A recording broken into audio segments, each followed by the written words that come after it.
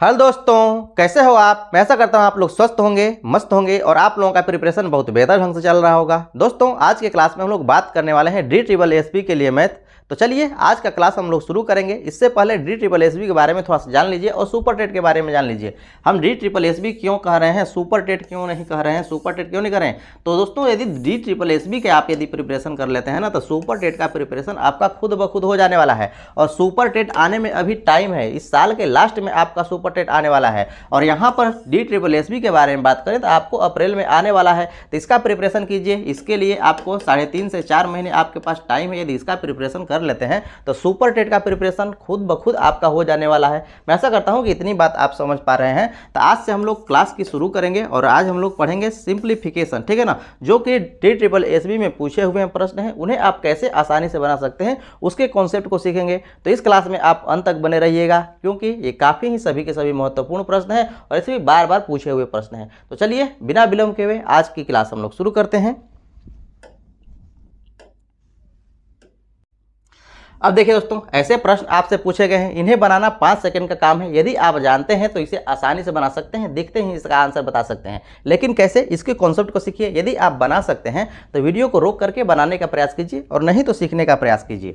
तो ऐसे प्रश्नों को आप कैसे बनाएंगे, ध्यान से देखिए। यहाँ पर कुछ नहीं करना है। ये रूट वाली संख्या है ना, इसको आपको ज्यों का त्यों रखना है। जो 64 है, इसको आपको ज्यों का त्यों रखना है। अब क्या करना है, इसका पावर के रूप में जो इसका पावर है उसको आपको लिखना है। कैसे पावर को लिखना है, यहाँ पर देखिए, ये सभी के सभी क्या है, आपको राइट में है और ये सभी के सभी आपको लेफ्ट है। तो राइट को ऊपर रखना है। राइट को क्या करना है, ऊपर रखना है। अर्थात राइट पहले आता है तो पहले वाले को ऊपर रखना है। लेफ्ट क्या आता है, बाद में आपको लेफ्ट आता है तो लेफ्ट को क्या करना है, नीचे रखना है। आसानी से ये कॉन्सेप्ट याद रखने के लिए कि राइट को ऊपर रखना है क्योंकि पहले आता है, लेफ्ट बाद में आता है। राइट आदमी पहले बोलता है ना, उसके बाद लेफ्ट, ठीक है ना, राइट और लेफ्ट, ठीक है। तो यहाँ पर राइट को हमेशा ऊपर रखना है और लेफ्ट को आपको नीचे रखना है। तो राइट में क्या है, आपको 14 है, 13 है, 21 है। तो 14 गुना 13 गुना 21 सबको गुना के रूप में लिखना है और इसके बटा के रूप में लिखना है लेफ्ट वाले को। लेफ्ट क्या है, 26 है, 7 है और 63 है। तो 26, 7 और 63 को आपको गुना के रूप में लिखना है। और ये सभी के सभी पावर के रूप में हो गए, इस 64 के पावर के रूप में हो गए।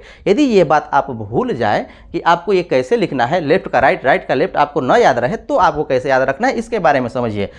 यहाँ पर ये क्या है, √2 है। √2 को आप क्या लिखते हैं, √2 को क्या लिख सकते हैं, लिखते हैं कि √2 का लिखते हैं कि 2 के पावर 1/2, यही नहीं लिखते हैं √2 को। अर्थात यहाँ पर होता क्या है, यहाँ पर क्या होता है इसके बारे में विचार कीजिए। अर्थात जो रूट के अंदर 2 है, इसका पावर 1 है और इस रूट का मतलब होता है 2, इसलिए हमने ऐसा लिखा है। यदि इस तरह से हम लोग क्यूब √2 के बारे में बात करें कि क्यूब √2 क्या होगा, तो इसके लिए भी हम लोग वही काम करते हैं कि जो 2 होता है ना, 2 को नीचे रखते हैं, इसका जो पावर होता है उसे ऊपर रखते हैं और जो यहाँ पर वैल्यू होता है ना, उसको हम लोग इसके नीचे रखते हैं। यहाँ पर भी वही काम हो रहा है। यहाँ वाली जो भी आपको संख्याएं दिख रही हैं, ये सभी के सभी पावर के रूप में है और यहाँ पर जो भी आपको संख्याएं हैं, ये सभी रूट वाली संख्या है। ये सभी क्या है, रूट का मान है। तो रूट वाले को क्या करना है, आपको हमेशा नीचे रखना है। जो भी यहाँ पर रूट वाला है उसको नीचे रखना है और जो इसके रूट के अंदर जो है उसका पावर जो है उसको हमको क्या करना है, ऊपर रखना है। तो यहाँ पर जो भी है ना, ये सभी के सभी पावर के काम करते हैं। तो पावर को आपको ऊपर रखना है और जो यहाँ वाली है उसको आपको नीचे रखना है। ये भी आप जानते हैं तो आसानी से इसको बता सकते हैं कि इधर वाली संख्या क्या होगी, आपको ऊपर रहने वाली है और ये भी जो आएंगी सब उसके नीचे में आएगी। पावर के सभी आपको नीचे में आएंगे। क्या इतना आपको कोई तकलीफ है, इतनी बात आपको समझ में, इसमें आपको कोई तकलीफ नहीं होनी चाहिए। मैं ऐसा करता हूँ कि ये बातें आपको समझ में आ गई हैं। बस इसी को तो आपको कैलकुलेट करना है और कैलकुलेट करके इसको आप आसानी से बता सकते हैं, ठीक है ना। जब जानते हैं तो बताना तो 5 सेकंड का भी काम नहीं है, ठीक है। यहाँ पर इसे कैंसिल कराइए, 21 तिहाई 63, ठीक है ना, 3 बार में आपका कैंसिल हो गया। पुनः यहाँ पर देखिए, 13 दूना के 26, 2 7 आपका 14 और 2 से 2 आपका कैंसिल हो गया। बचा क्या, बचा आपको 1 के बटा के 3, 1 के बटा के 3। अर्थात इस 64 को आप लिख सकते हैं ना, 4 के पावर 3, 4 के 16, 4 के 64। तो इसे लिख सकते हैं आप 4 के पावर 3 और इसका पावर अभी बचा हुआ है 1 बटा के 3, तो इसको आप 1 बटा के 3 रख लीजिए। अब जब आपको ब्रैकेट की स्थिति होती है तो a के पावर m, यदि ब्रैकेट इस तरह से हो तो इस स्थिति में क्या होता है, पावर आपस में गुणा हो जाता है। a के पावर m इंटू n हो जाता है। तो यहाँ पर पावर क्या होगी, आपस आपस में गुणा हो जाएंगे। जब गुणा हो जाएंगे आपस में पावर तो क्या हो जाएंगे, ये सभी के सभी आपको कैंसिल हो जाएंगे। तो 4 के पावर 1 बराबर कितना आने वाला है, 4 आने वाला है। और 4 कौन सा ऑप्शन है, ऑप्शन नंबर ए है और यही इसका सही आंसर हो जाएगा। क्या कोई तकलीफ है? मैं आशा करता हूं कि ये कॉन्सेप्ट आपको समझ में आ गई है।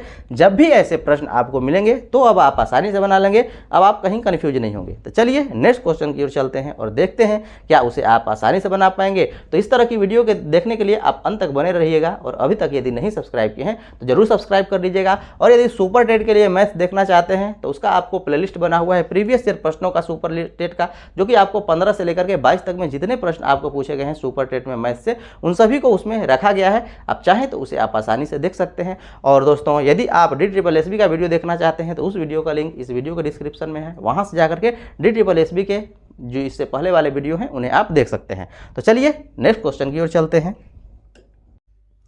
अब देखिए दोस्तों सेम उसी तरह का प्रश्न है। अब तो इसे आप आसानी से बना सकते हैं। इसे बनाने का प्रयास कीजिए। आप कैसे बनाएंगे, बना करके इसका आंसर भी कमेंट कर सकते हैं, और नहीं तो देखिए कि आप कैसे इसे बना पाते हैं, ठीक है ना। तो यहाँ पर कुछ नहीं करना है, इसको तो ज्यों कहते हो आपको रखना है, यहाँ पर रख दीजिए। उसके बाद इसके राइट वाले को देखना है, तो राइट वाले को हमेशा क्या करना है, ऊपर रखना है इसके पावर के रूप में।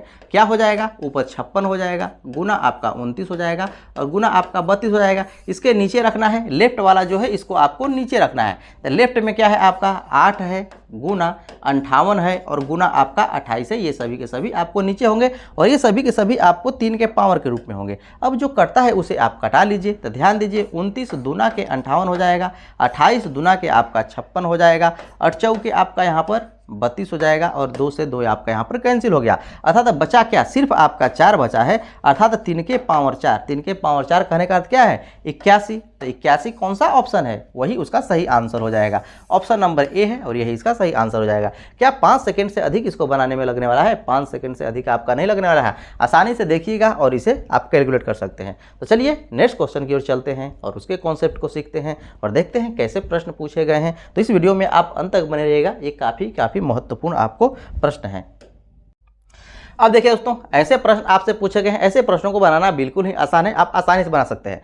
थोड़ा सा कॉन्सेप्ट आपको एक याद रखना है कि जो भी आपको मान लीजिए कि 5.3/4 आपको लिखा हुआ है, इसका अर्थ ये होता है 5 पूर्णांक, तो पूर्णांक को आप अलग से रख सकते हैं और यहाँ पर 3/4 अर्थात इसका वैल्यू भी आपको इतना ही होने वाला है। इसको आप इस तरह से भी लिख सकते हैं, 5.3/4 को लिख सकते हैं 5 + 3/4। यहाँ पर -5.3/4 है तो इसे भी आप लिख सकते हैं -5। यदि यहीं पर आपका ये -4.2/3 है ना, तो इसे हम लोग चाहें तो इस तरह से लिख सकते हैं, इस तरह से आपको लिख सकते हैं। यहाँ पर आपका माइनस होने वाला है -2/3, अर्थात यहाँ पर माइनस है तो दोनों में माइनस होने वाला है, प्लस है तो दोनों में आपका प्लस होने वाला है। इसे हम इस तरह से लिख सकते हैं और नहीं तो इसे इस तरह से लिख सकते हैं। इसका भी कैलकुलेशन आप कैसे करते हैं, 5 के 20 3 23/4, इसका भी आप एलसीएम लीजिएगा तो 4 होने वाला है। तो 5 के 20 और 3 23/4 ही होने वाला है। तो यही बात इस तरह से लिखी जाती है, इतनी बात आपको पता होनी चाहिए। इसी को आपको कैलकुलेट करके x का वैल्यू निकालना है, आसानी से निकाल सकते हैं। यहाँ पर ध्यान दीजिए x का वैल्यू निकालना है तो x को इसी साइड में रहने दीजिए, बाकी को एक साइड में लेकर के आइए। तो ये 5.3/4 है, ये क्या है 5.3/4। ये तो समझाने के लिए मैं आपको लिख रहा हूँ, आप देखिएगा और आंसर बता सकते हैं, ठीक है ना। यहाँ 5.3/4 माइनस 4 आपका 2/3 है, ये प्लस 3.1/3 है, यहाँ माइनस 6.1/2 है और यहाँ पर जो माइनस है बराबर के इस साइड में चला गया है तो ये क्या हो जाने वाला है, प्लस हो जाने वाला है, 2.1/4 है। इसका कैलकुलेशन आपको आसानी से कैसे करना है, इसके कॉन्सेप्ट को सीखिए, ठीक है ना। तो कैलकुलेशन करने के लिए कुछ नहीं करना है, जो इस तरह से लिखी हुई है पूर्णांक के रूप में संख्या है ना, तो इनको अलग अलग करके लिखिए। अलग अलग करके लिखने का अर्थ क्या है कि अलग अलग करके इन्हें जोड़ दीजिए, अलग अलग करके जोड़ दीजिए, घटाव है तो घटा दीजिए। अर्थात जो पूर्णांक है उन्हें अलग लिखिए और जो भिन्न है उन्हें आप अलग लिखिए। तब पूर्णांक को क्या करना है, आपको अलग लिखना है, पूर्णांक क्या करना है, अलग लिखना है। अर्थात 5 4 इन सबको क्या करना है, अलग लिखना है। तो ये 5 हो जाएगा साइन के साथ, और साइन क्या है यहाँ पर -4 का है तो -4 साइन रखिए, यहाँ पर +3 है तो प्लस रखिए, यहाँ पर -6 है तो -6 रखिए और यहाँ पर आपका +2 है तो +2 रखिए, बस इतना है। और आपका यहाँ पर जो संख्याएं हैं ना, जो आपको भिन्न वाली संख्या है, इनको अब इसके बाद लिखिए। तब भिन्न के बाद भिन्न वाली संख्या कितनी है, 3/4 1/4 है, यहाँ पर रखिए। उसके बाद यहाँ पर भी माइनस जो साइन है ना, तो भिन्न में भी वही साइन आने वाला है, तो यहाँ पर -2/3 आप 3 रख लीजिए। इसके लिए प्लस है तो प्लस 1/3 रख लीजिए। इसके लिए माइनस है तो -1/2 रख लीजिए। इसके लिए प्लस है तो प्लस 1/4 रख लीजिए। बस इस तरह से आपको कैलकुलेशन इसका करना है और आसानी से आप इसे कैलकुलेट कर सकते हैं। ध्यान दीजिए, ये आपको पूर्णांक है, पूर्णांकों का आप कैलकुलेशन कीजिए। पूर्णांक कैलकुलेशन कीजिएगा तो -6 -4 -10 हो जाने वाला है। 3 2 5 5 10 हो जाने वाला है, अर्थात इन सभी का वैल्यू कितना होने वाला है, 0 हो जाने वाला है। अब इसका तो कैलकुलेशन कर लिए, अब इसका कैलकुलेशन आपको करना है। इनके कैलकुलेशन के लिए इनका एलसीएम ले लीजिए। एलसीएम लीजिएगा तो इनका 12 हो जाने वाला है एलसीएम। 4 से भाग दीजिएगा 3 आएगा, तितरी के 9 माइनस 3 चौके, आपको 3 से 12 में भाग दीजिएगा, 4 में जाएगा, 4 दूना के आपका 8 हो जाने वाला है। उस तरह से आगे आप कीजिएगा तो ये आपको 4 हो जाएगा। उसके आगे कीजिएगा -6 हो जाएगा। उसके आगे कीजिएगा इसमें तो आपका +3 हो जाने वाला है। इसी को सिर्फ आप कैलकुलेट करना है इसको, ठीक है ना। तो यहाँ पर कैलकुलेशन इनका कीजिएगा तो ये 9 में से 8 को घटा लीजिए, 1 हो जाएगा। और यहाँ पर भी देखिए 4 3 7, 7 में से 6 घटाइएगा, 1 हो जाएगा। अर्थात 2/12 कहने का अर्थ क्या है कि 1/6 आपका इसका टोटल का टोटल आपको वैल्यू आने वाला है। 1/6 कौन सा है, ऑप्शन नंबर सी है, और यही इसका सही आंसर हो जाएगा। क्या कोई कंफ्यूजन है? तो ऐसे प्रश्नों को आपको ऐसे बनाना है, इतना भी कुछ नहीं करना है, ये तो कॉन्सेप्ट आपको जानना है। तो डायरेक्ट आप यहीं पर आप बात करने वाले हैं, डायरेक्ट यहाँ पर ये सब कुछ नहीं करना है, डायरेक्ट आपको यहाँ पर करना है और मन में ही सारी क्रियाएं कर लेंगे और आसानी से। सिर्फ क्वेश्चन में ही आप देख सकते हैं कि ये 5 है, ये माइनस में है, ये प्लस में है, ये माइनस में है और ये आपका प्लस में है, अर्थात सभी के सभी 0 हो गए। अब आपको क्रियाएं करनी है, इसकी क्रियाएं कर लेंगे, ठीक है ना। देखते हैं ये सभी आपको काम होने वाले हैं और मैं आशा करता हूं कि ये कॉन्सेप्ट आपको समझ में आ गई है। चलिए नेक्स्ट क्वेश्चन की ओर चलते हैं और उनके कॉन्सेप्ट को सीखते हैं। इस वीडियो में आप अंत तक बने रहिएगा क्योंकि ये सभी के सभी कॉन्सेप्ट काफ़ी महत्वपूर्ण हैं और इनको जानना आपके लिए बहुत ज़रूरी है। अब देखिए दोस्तों, ये आपका प्रश्न है, यदि बना सकते हैं तो वीडियो को रोक करके बनाने का प्रयास कीजिए, नहीं तो आप देखिए ध्यान से कि कैसे बनने वाला है। आप जानते हैं कि बोर्ड मास के नियम के अनुसार पहले भाग की क्रिया होगी, उसके बाद गुणा की क्रिया होने वाली है। इसे आप आसानी से बना सकते हैं, ठीक है ना। यहाँ पर ध्यान दीजिएगा दशमलव है, ये सभी क्या है, आपको दशमलव है, ठीक है। तो इसलिए आपको पहले भाग वाली क्रिया करेंगे, उसके बाद आपको गुणा वाली क्रिया करेंगे। तो यहाँ पर भाग की क्रिया में आप जानते हैं कि जब भी आपका कोई भी a के पावर m के रूप में है और यहाँ पर भाग के रूप में है a के पावर n, अर्थात कोई भी संख्या हो और उसके पावर में कुछ हो, तो इस स्थिति में इसको हम लोग क्या करते हैं, पावर को घटा करके लिखते हैं। पावर क्या करते हैं, घटा देते हैं। उसी स्थिति में यदि गुणा के रूप में हो, यदि a के पावर m हो और गुणा के रूप में a के पावर n हो जाए, तो इस स्थिति में हम लोग क्या करते हैं, पावर को आपस में जोड़ देते हैं और उसका कैलकुलेशन करते हैं। इतनी तो बात आप जानते ही होंगे, नहीं जानते हैं तो आपको जानना पड़ेगा, ठीक है ना। अब यहाँ पर ध्यान दीजिए, भाग की स्थिति है तो भाग की स्थिति में क्या होगा, पावर आपस में घटेगा। पावर आपस में क्या होने वाला है, घटेगा, अर्थात जो 10.30 है उसमें से 2.56 आपका घटने वाला है। तो यहाँ पर जो है ये आपका 19 के पावर 5.6 हो जाएगा और यहाँ गुना का चिन्ह है तो गुना का चिन्ह दीजिए। उसके बाद यहाँ भाग वाली क्रिया पहले कीजिए, तो भाग वाली क्रिया कीजिएगा तो ए वाला तो सेम आपको रहने वाला है। पावर आपस में भाग की स्थिति में घट जाते हैं तो 10.30 में से 2.56 क्या होने वाला है, आपका घटने वाला है। यहाँ पर आप घटाइएगा तो ध्यान दीजिए ये 10 हो जाएगा और 10 में से 6 नहीं घटेगा, 10 हो जाएगा तो 10 में से 6 घटेगा, इससे हासिल लेना पड़ेगा, ठीक है ना, तब 10 होगा। तो यहाँ पर से उससे आप घटाइएगा तो आपका आने वाला है कितना, आपका यहाँ पर 4 आने वाला है। यहाँ पर हो जाएगा 2 में से 5 नहीं जाएगा तो पुनः हासिल लेकर के आएगा तो हो जाएगा 12 में से 5 को लेकर के जाइएगा तो हो जाएगा 7। अब ध्यान दीजिए यहाँ पर हो गया ये 9 में से 2 को घटाइएगा ये आपको हो गया 7, अर्थात 7.74 हो गया। अब आपस में ध्यान दीजिए गुना है तो पावर क्या होने वाला है, आपका जुट जाएंगे, पावर क्या होंगे, आपस में जुट जाएंगे और ये बराबर है किसके, 361 के पावर वाट, 361 के पावर वाट। इसी वाट का वैल्यू आपको पता करना है कि क्या होगा।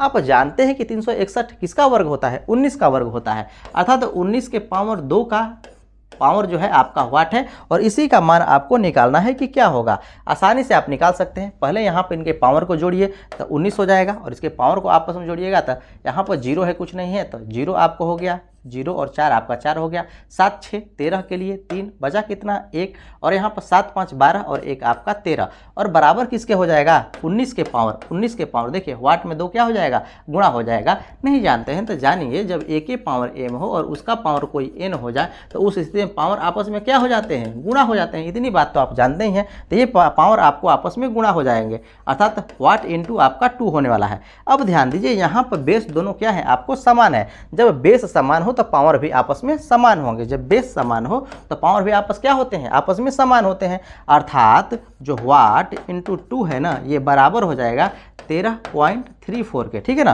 तो यहाँ पर 2 से इसे कैंसिल कर सकते हैं, तो 2 6 के 12, आपका यहाँ पर 2 6 के 12 और 2 7 14, अर्थात यहाँ पर जिसके वैल्यू के बारे में आपसे पूछा जा रहा था कि क्या होगा, तो ये आपका आने वाला है 6.67, जो कि ऑप्शन नंबर बी है और यही इसका सही आंसर हो जाएगा। क्या कोई कन्फ्यूजन है? तो आप ये सभी कॉन्सेप्ट जानते हैं तो बनाना बहुत बड़ी काम नहीं है, आपको 5-10 सेकेंड का काम है और आसानी से इसे आप कैलकुलेट कर सकते हैं।